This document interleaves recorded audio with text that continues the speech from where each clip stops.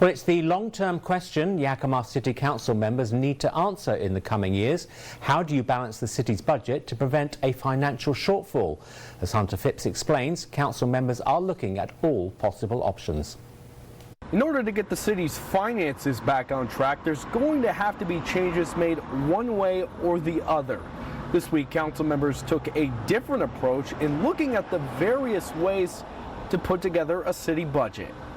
One method council focused on is called zero-based budgeting. What does that mean exactly? It basically means each new budget starts at square one and you build up from there. If we were to start with zero instead of last year's budget, or sort of a given starting place, then maybe that's a better approach. Which is a stark contrast to incremental budgeting, which is a process that builds a new budget based off of previous budgets and adjusts from there. Zero-based budgeting was used by President Jimmy Carter during his term as president with the federal budget, but that didn't pan out. This exact formula is not commonly seen today, but variations are still used by local governments. For example, the city of Redmond uses a priority-based budgeting method. Simply put, part of the budget is carried over based on community priorities set, while the rest starts at square one in the new budget. You can have an incremental budget.